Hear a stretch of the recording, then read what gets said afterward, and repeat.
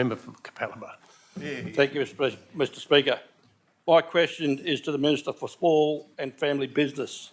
Will the Minister update the House how the Christodoulou government will support small and family businesses to get back on their feet in the aftermath of the natural disasters such as the North Queensland floods and tropical cyclone Alfred?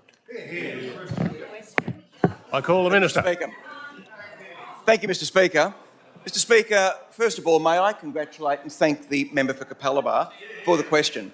And we know that he's a great advocate when it comes to youth crime, but as we've seen, and in fact the Premier saw in the last couple of days, he's a great advocate for small and family business as well as the sporting clubs in his particular area. Mr Speaker, as we all know, in tough times, Queenslanders indeed come together. And, as you've heard from the Premier and other ministers in their statements, as we flick the switch from response to recovery, we will ensure that we're doing everything possible to help small and family businesses get back on their feet as quickly as possible. In fact, this morning I've been out visiting about 4 or 5 small businesses, not just in my electorate, but outside as well. The day after the winds and waters subsided, we started the assessment process.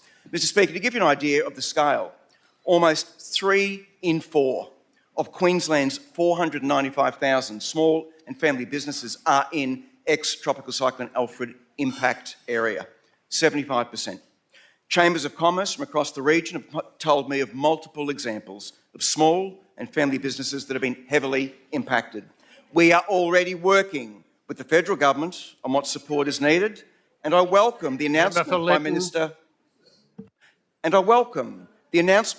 by Minister Ley this morning regarding the start of that financial support for small and family businesses. And as we know, our efforts are indeed making a difference. Member for Lytton, if you are so interested, I expect you would like to hear the answer to the question. Minister, you have the call. Thank you, Mr Speaker. The impact of small businesses and chambers I've spoken to recently have noted the proactive efforts of the government. And on that basis, Mr Speaker, Chambers of Commerce from Gold Coast, North Stradbroke Island, as well as the southern Moreton Bay Islands, have told me, the presidents of those Chambers of Commerce, I'm the first small business minister they have ever heard from. I'll pass on this comment from the Australasian Convenience and Petroleum Marketers Association, who wrote to me in response to steps taken by the Deputy Premier to improve retail sector access. And I quote, "Our industry's immediate ability to restock service stations across South East Queensland without restriction was crucial.